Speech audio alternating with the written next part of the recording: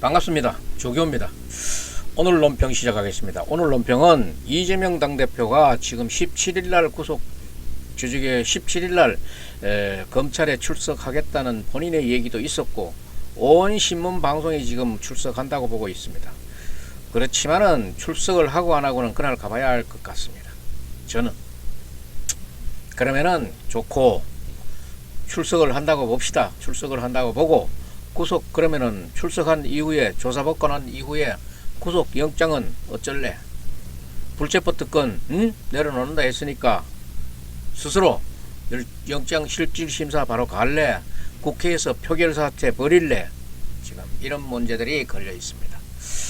그래서 지금 오늘 논평은 이재명의 검찰 출석도 문제지만은 구속 영장 이거 어쩔래? 이런 문제들을 복합적으로 한번 다뤄보도록 하겠습니다. 자, 이재명의 검찰 출석 날짜가 목요일 8월 17일입니다. 8월 17일은 참 우리나라에서 참 굉장히 의미가 있는 그런 날이 될 것 같습니다. 이재명이 검찰 출석을 합니다. 백현동 문제는 특정경제가중처벌법상의 배임 혐의로 피의자로 입건이 되어 있습니다. 이 건으로 인해 가지고 17일날 가는데 이재명의 사법 처리가 어떻게 되는지 지금 이 사법 처리 주변을 이렇게 한번 둘러보도록 하겠습니다. 이재명의 백현동 특정경제가중처벌법상의 배임 혐의 비리도 중요하지만은 그거와 같이 그 안에서 이 법이 이렇게 처리되면은 다른 법들이 또 같이 풀어져야 되는 것들이 뭔가 하면은 이 이재명의 선거법 위반도 이거하고 연관이 있습니다.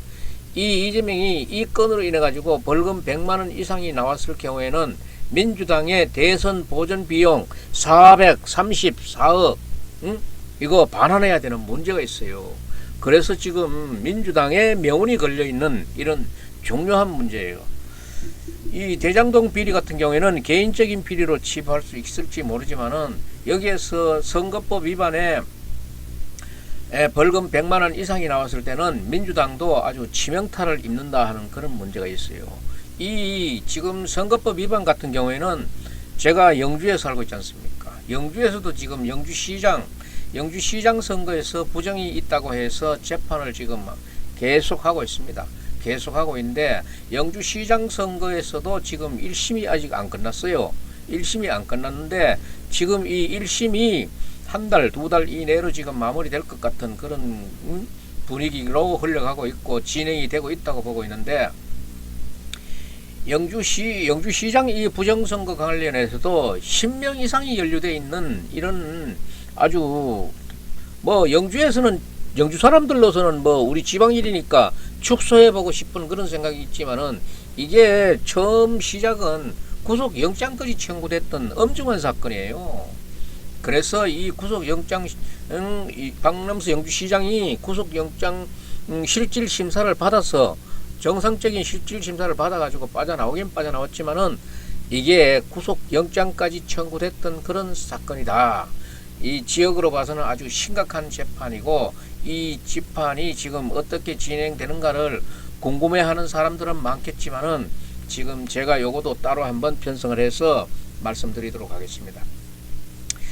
이렇게 지금 선거의 재판에 후유증이 나오도록 이렇게 했는 재판은 결국 거기에 연루되어 있는 시장 본인들도 지금 뭐 입장이 좀 곤혹스럽고 하겠지만은 이거는 영주 지역 발전에도 엄청난 손해고 결국은 영주 시민들에게 손해를 끼치는 거예요. 이런 선거에서는 안 돼. 그리고 이 시장이나 이재명 대표나 마찬가지예요. 재판을 앞두고 재판을 하고 다니면서 업무가 제대로 되겠습니까? 그러니까 뭐 걸어도 걷는 게 아니고 자도 자는 게 아니고 이런 상황에서 공무를 본다는 것은 문제가 있는 거예요. 그래서 지금 이런 선거는 하지 말아야 된다. 이런 선거는 단호하게 배지해야 된다 하는 그런 문제들을 이럴 때에 시민들도 국민들도 자기 이 마음에 새겨야 되는 거예요. 그래서 선거할 때는 아주 비장한 마음으로 해야 되는 거예요. 그래서 영주시장 선거 재판도 그렇게 만만한 재판이 아니었다. 아닐 것이다. 그렇게 보고 또 그렇게 보는 사람들이 어떻다 저떻다 말을 결론적으로 딱딱 잘라서 얘기하는 사람은 없지만은 궁금해하는 사람들은 많지만은 이것도 1개월 아니면은 2개월 이내로 길어야 2개월 이내로 1심 재판은 끝이 날 것 같습니다. 잠시 영주시장 부정선거로 인해 가지고 잠시 밖으로 조금 샜습니다만은 지금 본론으로 들어오겠습니다. 본론으로 들어오면은 이재명 민주당 대표가 17일 검찰에 출석을 하게 되면은 먼저 백현동 사업과 관련해 가지고 얘기를 하는데, 지금 백현동 문제에 관련해 가지고도 이재명 측에서도 지금 우리가 들어봐도 이게 말이 될 얘기인가 안 될 얘기인가 싶을 정도의 얘기를 하고 있어요. 이재명 측에서는 지금 계속해 가지고 주장하고 있는 게, 이게 박근혜 정부에서 여러 차례에 걸쳐 가지고 용도 변경을 해주라고 그래 가지고 성남시에서 해주는 것이지, 이게 무슨 성남시가 자의적으로 민간업적에게 특혜를 주려고 했는 것은 아니다, 이런 식의 해명을 내놓고 있는데, 이것이 지금 잘 받아들여지지 않고 있는 것 같고, 또 이 백현동 관련 사건은 지금 공직선거법상의 허위사실 공표 혐의에도 이게 들어가 있어 가지고 지금 선거재판이라는 얘기도 나중에 들을 수 있을 겁니다. 왜냐하면 돈이 434억이나 걸려 있는 문제이기 때문에 그렇습니다. 그렇게 보고 지금 당시에 박근혜 정부 당시에 국토부 협박으로 어쩔 수 없이 한 것이지 성남시가 자의적으로 한 게 아니다, 이 부분이 이제 공직선거법의 허위사실 공포에 해당되는가 해당되지 않는가가 이게 선거법의 쟁점이 되는 겁니다. 이게 이제 쟁점이 돼 가지고 벌금이 100만원 이상이 나왔을 때는 이거는 개인적인 문제가 아니고 민주당의 대선 선거 비용 보전 문제의 거를 보전 받았는 434억에 대해서 반환해야 되는 문제가 있다, 이 얘기예요. 그리고 지금 배임 혐의의 쟁점이 딴 게 아닙니다. 왜 민간업자에게 이거를 몰빵하게 해줘 가지고 개발 수익 3천억 이상의 개발 수익을 몰빵해 줬는가? 그렇다면은 이것이 배임이 아니겠느냐, 이런 건데, 여기서는 이재명이 거의 불가능에 가깝다고 이렇게 보여지고 있어요. 왜냐하면은 이 배임 혐의가 크게 세 가지입니다.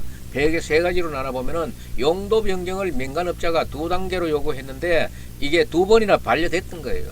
성남시가 수용하지 않았어요. 그런데 김인섭이라는 사람이 여기에 디벨로퍼에 이게 영입이 되면서 한 큐에 한 방에 4단계가 상승했는 거예요. 성남시가 안 받던 것이 김인섭이 한 사람 들어가지고 한 방에 해결되는 문제예요. 자연농지에서 준주거지역으로 다음에 이 성남 도계공 유동규가 일했던 그 김문기가 일했던 도계공 문제인데, 이거는 대장동 사업에도 참여하지 않았지 않습니까? 마찬가지로 이 백현동 프로젝트에도 참여하기로 돼 있었는데, 참여하는 것을 전제로 해서 용도 변경을 해준 건데, 나중에 그냥 아무 이유 없이 이 사람들이 싹 빠져버렸어요. 그러다 보니까 개발 수익이 고스란히 민간업자에게 100% 대장동의 경우고, 이게 성남 도계공이 참여를 하게 되죠. 최대 주주로서 그 지분만큼 개발 이익 환수를 못했다, 그 부분이 이제 배임이라 하면은 이 백현동 경우에는 아예 성남 도계공이 빠져버린 겁니다. 그런데 중앙일보 엊그제 보도에 보게 되면은 그것과 관련돼서 스모킹 건이 될 만한 문건을 경찰이 확보를 했어요. 이게 스모킹 건이라고 하면은 아주 중요한 문제예요. 왜냐하면은 2015년 3월에 용도 변경을 하면서 4단계 상승하는 것을 검토하면서 이재명의 자필로, 이재명이 모른다 뭐 안다 하다가 자필로 서명했는 게 여기에 발견된 거예요.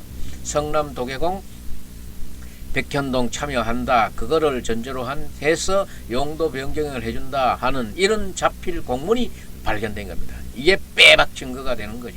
그 다음에 또 배임 혐의가 뭐를 하면은 거기 원래 100% 임대 아파트였습니다. 100% 임대 아파트였는데 임대 아파트의 비율을 10%로 줄이고 나머지 90%를 일반인에게 분양하게 했던 거예요. 이게 뭐냐 하면은 박근혜 정부에 강압됐던 협박이 됐던 그 요구들을 요구했던 거를 그 용도를 변경해 준 거예요. 그럼 어디까지 용도를 변경했는가 하면은 박근혜 정부가 임대주택 비율도 축소하라고 그랬습니다. 그랬는데 그 다음에 성남 도계공 사업에서 배제하는 쪽으로 민간 사업자에게 그걸 몰빵해 주라는 이런 식으로 그걸 하라고 했겠습니까? 그게 아니잖아요. 그러니까 이 박근혜 정부 요구에 의해서 어쩔 수 없이 해줬다.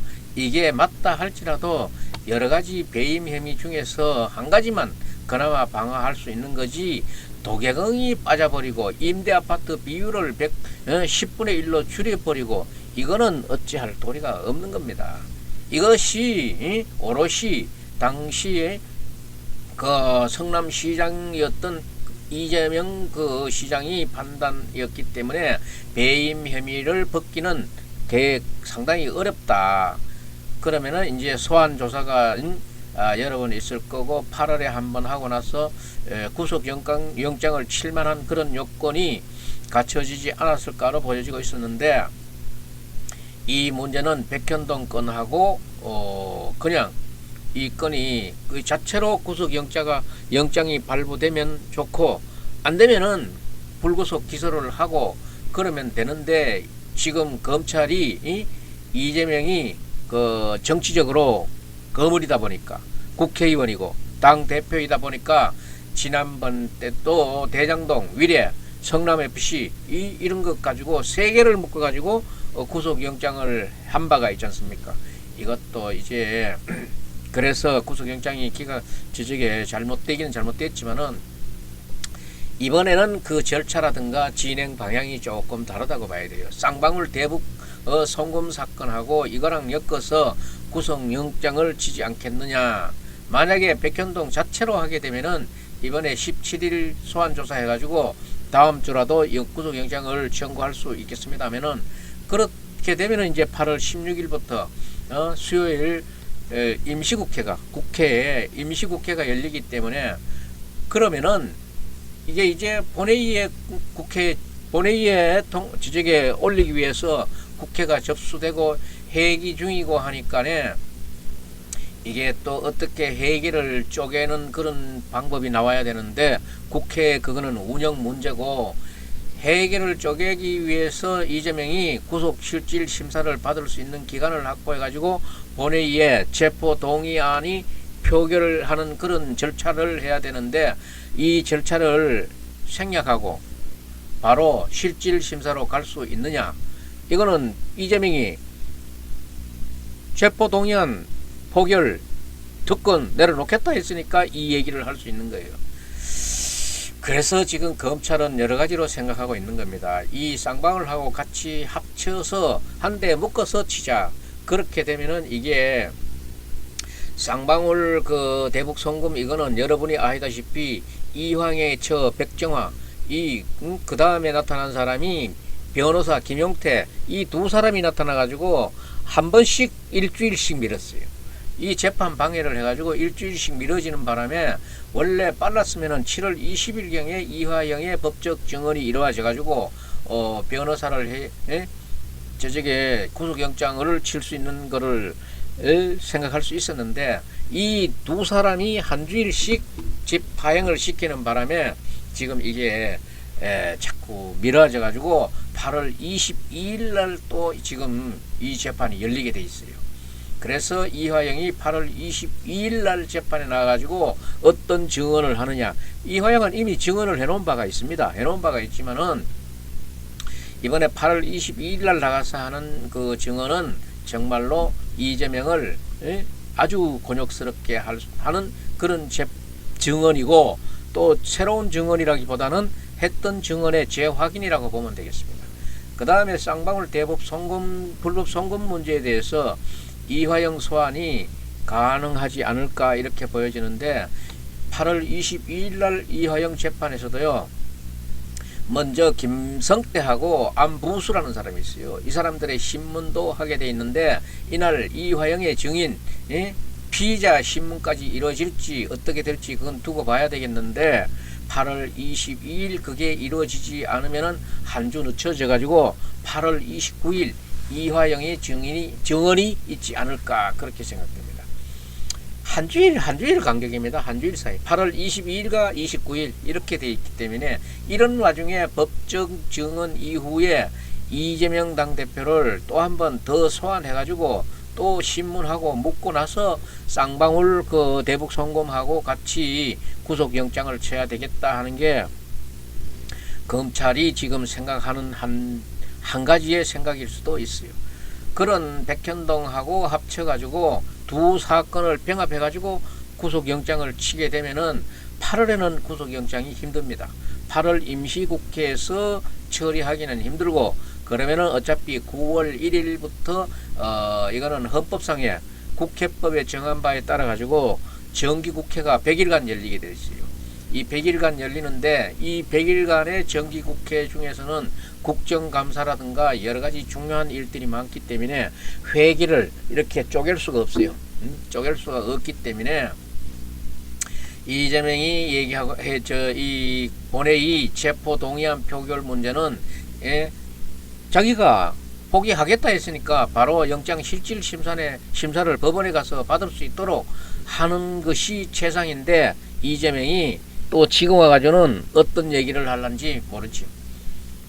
그래서 이 국회 본회의 정기국회 100일 동안에는 불가능해 보인다. 그렇다면은 쌍방울 대북 송금 사건과 백현동 특혜 의혹 사건 배임 혐의 이거를 병합해가지고 구속영장을 치게 되면은 9월이 될 것 같은데 9월 1일부터 100일 동안은 이게 정기국회가 열려서 회기를 쪼개기 불가능하다. 참 검찰도 난감하고 이재명은 어쩌면 이 시간을 피해 나갈까 하는 그런 생각을 할 수 있는 그런 시간이에요. 지금 봐서 진행되는 스피드로 봐서는 9월에 이재명에 대한 구속영장이 갈 거 아닌가 그렇게 보는데 지난번 대장동과 성남FC 건으로 그때 했다가 2월 말에 국회 본회의에서 체포 동의안이 부결이 됐지 않습니까? 이와 비슷하게 두 번째도 9월 정기국회 내에 있지 않겠는가 하는 건데 여러분도 아시다시피 6월 19일이었죠. 6월 19일 날 이재명 당대표가 국회에서 교섭단체 대표 연설을 하면서 불체포 특권을 포기하겠다고 이 엄중한 자리에서 본인 입으로 얘기했어요. 그런데 포기에 대해서 구체적으로 실천 방안에 대해서는 얘기하는데 이게 뭐 구체적이고 실천 방안 게 뭐 있습니까? 자기 건으로 넘어오면은 포기하면 되는 거지. 그 인간에 빼가다니 칠라 그 인간에 뭐 구체적인 게 어디 있고 실천 방안이 어디 있고 있다고 수작을 하는데 아니 뭐 오면 넘은 게 안 하고 내 실질 심사 받는다 그러면 끝나는 거지. 뭐 지금 이런 또 지지구리한 얘기를 하는 거예요. 이게 국민을 우롱하는 거지. 이제 정기국회 중에 두 번째 구속영장이 지금 날아오게 되면은 그때는 뭐 회기를 쪼개가지고 이게 또 뭐 표결한단 말이야. 말도 아니지. 당대표가 당 교섭단체 연설에서 했는 얘기를 뭐 지금 이따오 수작을 하고 앉았어요.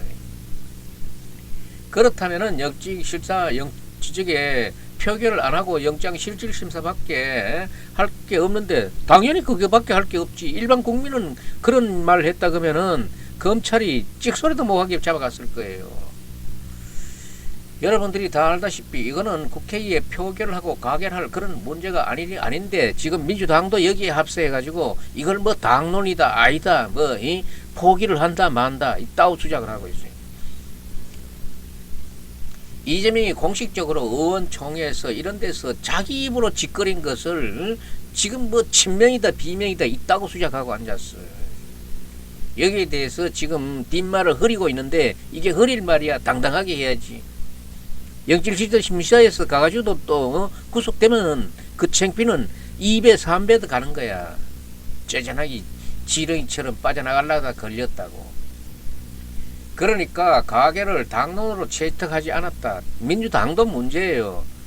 자기네들이 지금 이 문제를 만들었던 것 아니야. 이재명을 인천까지 끌고 가지고 국회의원 시켜가지고 방탄복 하나 입혔고 당대표 시켜가지고 방탄복 2겹으로 입혀놨잖아. 지금 이게 누가 했는 짓덩머리야. 민주당 국회의원들이 했는 짓덩머리 아니야.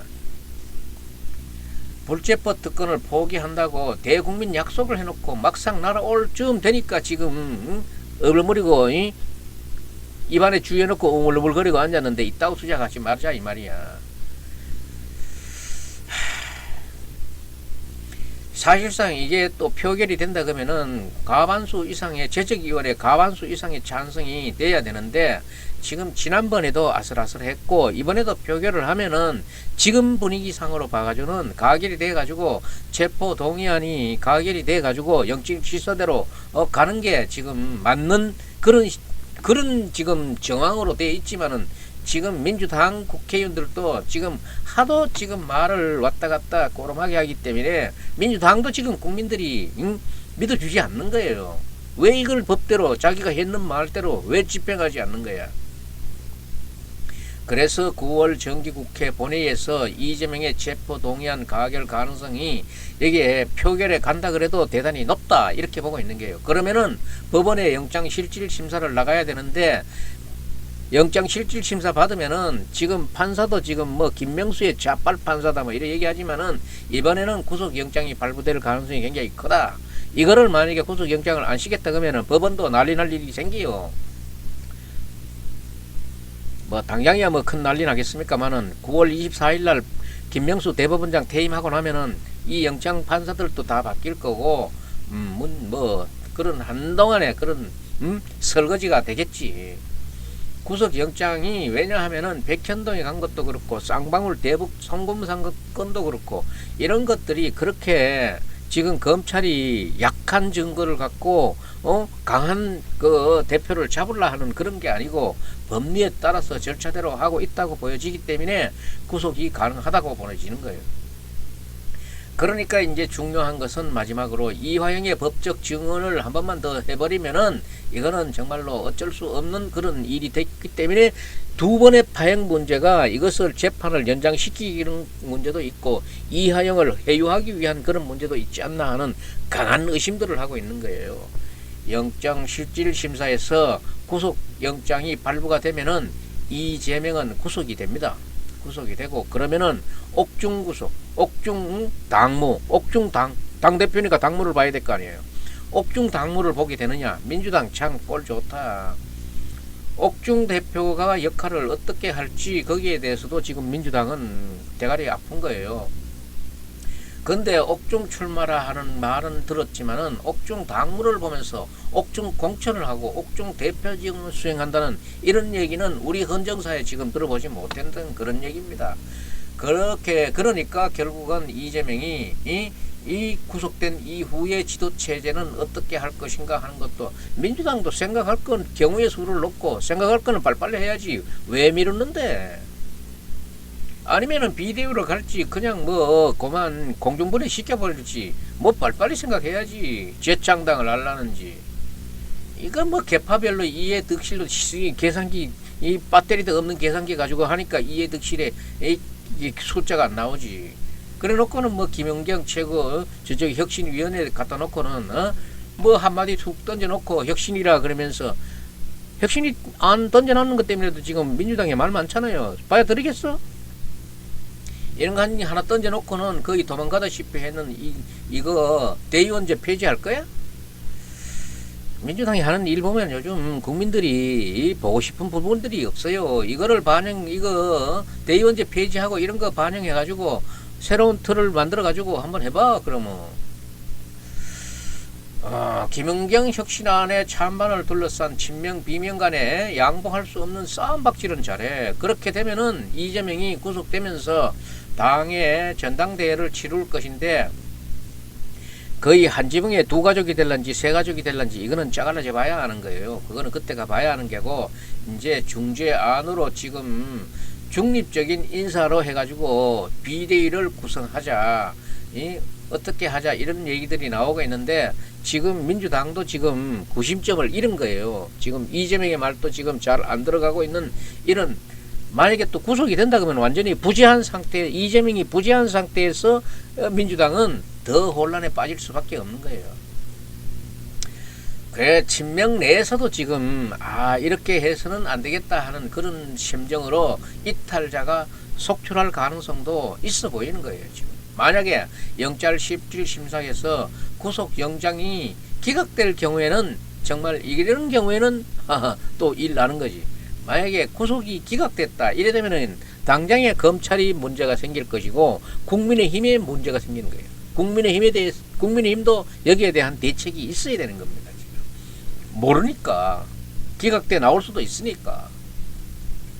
지금 중앙지검의 영장 판사로 봐서는 두 명 한 명으로 이렇게 분류를 할 수 있기 때문에 이 한 명인데 걸린다 그러면은 되겠지만은 이 두 명의 판사 있는데 혹시나 떨어진다 그러면은 재고할 부분이 또 생기는 거예요.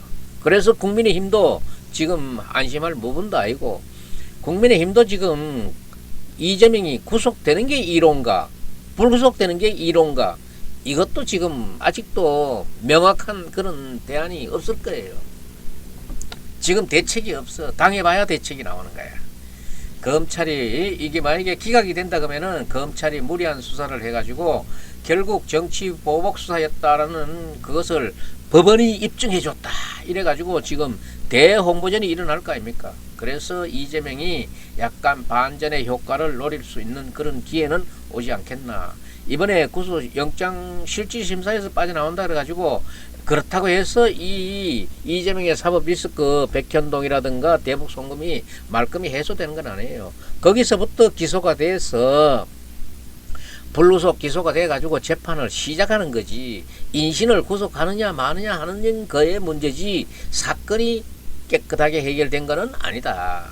여기에 사건 과정 중에 보면은 김문기를 몰랐다, 백현동이 국토부의 협박이었다, 이런 문제들은 지금 또 공직선거법의 1심 결과가 100만원 이상으로 나올 경우에는 민주당에 지금 상당한 문제가 있는 거예요. 이런 사법 리스크들은 지금 엄청나게 지금 민주당을, 이재명을 괴롭히고 있는 거예요. 이런 어찌 보면은 지금 약간 지루한 국면에 있을지 모르지만은 이것들은 굉장히 중요합니다.